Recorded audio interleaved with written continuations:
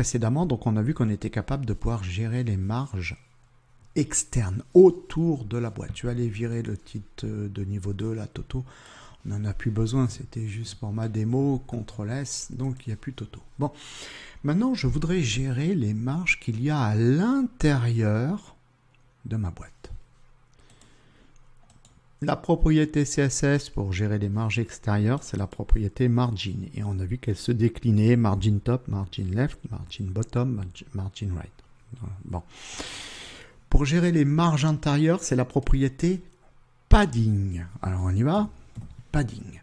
P-A-D-I-N-G. Et bien elle aussi, c'est une propriété générique parce qu'elle aussi, elle a son padding left, elle a son padding right, elle a son padding bottom, elle a son padding top. Pareil que pour les marges.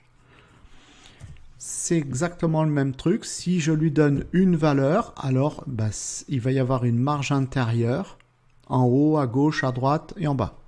Si je lui dis 10 pixels, je fais CTRL-S, je viens voir une marge, je sais pas, et plus, pour mieux montrer, plus 50 pixels, soyons fous.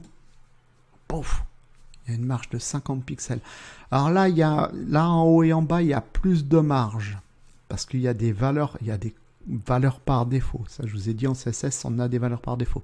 On en discutera tout à l'heure, on ne va pas tout mélanger. Et donc là, ici, ça nous permet de gérer les marges intérieures.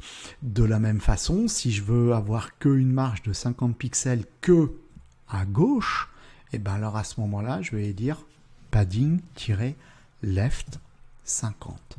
CTRL-S, et là, voilà, ici, il n'y a plus de marge, et là, on vient d'imposer une marge à gauche. Et vous voyez que là, du coup, tout le monde touche. D'accord? Parce qu'il n'y a qu'une seule marge à aller à gauche. Si je voulais qu'elle soit à droite, right, margin right, de 50 pixels, la marge est à droite. Si je voulais qu'elle soit en bas, margin bottom 50 px, j'ai ma marge qui est en bas de 50 px. Si je voulais qu'elle soit en haut, à ce moment-là, margin top, et j'ai la marge de 50 px qui est en haut. Si je veux avoir 50 px en haut et en bas et 10 sur les côtés, propriété générique, padding, comme c'était comme pour les marges. Première valeur, padding top. Deuxième valeur, padding, ça fait right. Oui, c'est ça, right.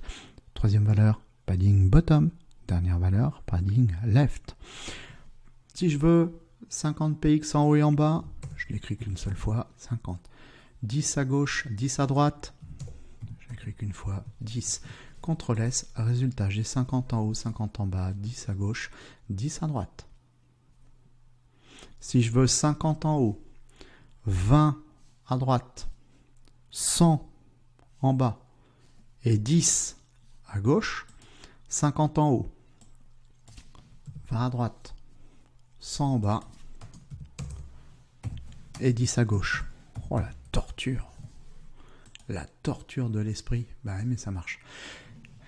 Ça c'est les marges intérieures. Marge extérieure, margin, marge intérieure, padding. Pour l'instant j'en sais vraiment beaucoup.